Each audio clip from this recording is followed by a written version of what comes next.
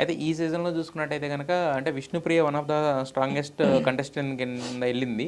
అంటే విష్ణుప్రియ మీకు కూడా తెలుసు కదా! అంటే ముందు నుంచి అంటే అదే ఉన్న నాకు ఈ సీజన్‌లో విష్ణుప్రియ, నిఖిల్, ప్రేరణ హ్మ్. వీళ్ళు ఈ ముగ్గురు నాకు ఈవెంట్స్‌లో పరిచయం. కానీ పర్సనల్ లైఫ్‌లో నాకు ఎక్కువ తెలవదనమాట. సో అది మంచిదే యాక్చువల్లీ ఒక కైండ్ ఆఫ్. ఎందుకంటే మనకి పర్సనల్ లైఫ్‌లో తెలిస్తే అక్కడ మనము గేమ్ ఒక ఫ్రెండ్షిప్ అన్నదంతా అడ్డొస్తది. సో అంత లెవెల్ ఆఫ్ ఫ్రెండ్షిప్ అయితే లేదు ఎవరితోని. యెస్. సో వాళ్ళని కూడా రీసెంట్లీ నేను ఈవెంట్స్‌లో వాటిలో కలవడం జరిగింది. అయితే యాక్చువల్‌గా మనం ఈ ఈ సీజన్ చూసుకున్నట్టయితే మణికంఠ ఉన్నాడు యాక్చువల్‌గా. అంతకుముందు సీజన్‌లో చూసుకున్నట్టయితే ఎవరికి కూడా ఇంచుమించు అలాంటి స్టోరీనే ఉంది. అంటే మదర్ ఫాదర్‌లే ఈ కైండ్ ఆఫ్ ఉండేది. బట్ మనోడు ఎక్కువగా దాని మీద తీసేవాడు కాదు.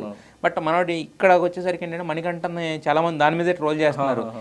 ఎన్ని వారాలు రా ఇలాగా ఈ సింపతి గేమ్ అది అని చెప్పి. మీకేమనిపిస్తుంది ఆ పర్టికులర్ క్యాండిడేట్ గురించి? అంటే ఆ పర్టికులర్ క్యాండిడేట్ అని నేను చెప్పను. ఎందుకంటే లోపలికి వెళ్ళి నేను చెప్పాల్సిన పాయింట్స్ అంటే ఓవరాల్ వ్యూలో ఒకటి నేను ఇప్పుడు నేను వ్యూవర్ కింద బిగ్ బాస్ చూసే ఒక వ్యూవర్ కింద అడుగుతున్నాను, ప్లేయర్ కింద కాదు. సో ఏమనిపిస్తుంది ఆ క్యాండిడేట్ చూస్తుంటే? ఆ క్యాండిడేట్ అని కాదు కానీ నార్మల్ గా సింపతి అనేది అప్పట్లో వర్కౌట్ అయింది. ఒకసారి వర్కౌట్ అయినది ఇంకోసారి వర్కౌట్ అవ్వదు నా ఉద్దేశంలో. చాలా మంది ఏమనుకుంటారు, అరే ఆ సీజన్ లో సింపతి బాగా వర్కౌట్ చేసుకుంటారు కొంచెం మంది, మనం వర్కౌట్ చేసుకుందాం అన్న స్ట్రాటజీతో వచ్చిందో ఏంటో కానీ ఆడియన్స్ అనేటోళ్ళు అప్డేట్ అవుతూ ఉంటారు కదా. సో ఇప్పుడు తెలిసిపోతుంది అంటే నిజం అన్నది ఏదో ఒక రోజు బయటపడుతుంది. సో దాన్ని ఎక్కువ మనము లాగలేము. సింపతి అనేది ఒక పాయింట్ వరకు. అంటే ఇప్పుడు నీకున్న స్టోరీ అంటే ఎవ్రీ వన్ హ్యావ్ అంటే వాళ్ళ లైఫ్లో చాలా ప్రాబ్లమ్స్ ఉంటాయి ప్రతి ఒక్కరికి. నాకు కూడా ఉంటాయి చాలా ప్రాబ్లమ్స్. సో ఆ స్టేజ్ ఆ వేదిక ఎలాంటిదంటే మనం ఏంటి అనేది ఆడియన్స్కి కంప్లీట్గా అర్థం కావడానికి చెప్పడం వేరు. సో ఒకటే పాయింట్ పట్టుకొని సింపతి క్రియేట్ చేసుకొని ప్రతిసారి ఏడుస్తే నా ఉద్దేశంలో ఏంటంటే అది ఎందుకు తప్పు అంటే అందుకే నేను మా మదర్ వచ్చినప్పుడు, మా మదర్ లెటర్ వచ్చినప్పుడు తప్ప ఎప్పుడు ఏడవలేదు అసలు. మొత్తం సీజన్ 7 ఈవెన్ ఎలిమినేట్ అయిన రోజు కూడా ఏడవలేదు. సో నా ఉద్దేశంలో ఏంటంటే నువ్వు లాంగ్ టర్మ్లో నీ లైఫ్ని చూసుకుంటే, సో నువ్వు ఇంతమంది జనాల ముందు నువ్వు ప్రతిదానికి ఏడుస్తూ, ప్రతిదానికి అర్థిస్తూ, ప్రతిదానికి నీకు అది కావాలి అని ఒకరిని అర్థిస్తుంటే మనం జనం ముందు చులకనైపోతాం ఫస్ట్. సో మనకి ఎంత ప్రాబ్లం ఉన్నా మనం స్ట్రాంగ్గా నిలబడ్డ రోజు మనము ఆ రోజు విన్ అవ్వకపోవచ్చు. నాకు వచ్చిన రెస్పెక్ట్ అది యాక్చువల్ సీజన్ 7 నుంచి.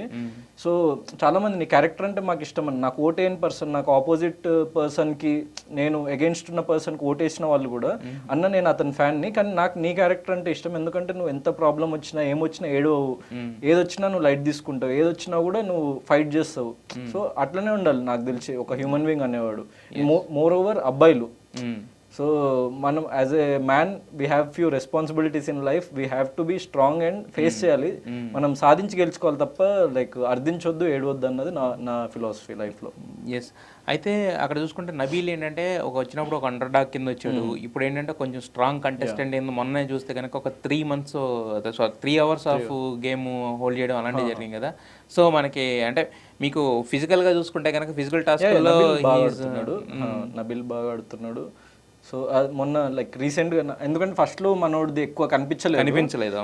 రీసెంట్ వీక్లో అయితే I like Nabeel's game really well. Nabeel's game మీరు ఉన్నప్పుడు ఏంటంటే రేషన్కి వాటికి పెద్ద లోటు అయితే ఉండేది కాదు. ఇప్పుడు ఏంటంటే దాని గురించే ఇప్పుడు మనం శేఖర్ భాషను అడిగితే బయటకు వచ్చేయడానికి వన్ ఆఫ్ ద రీజన్ అదని చెప్పాడు.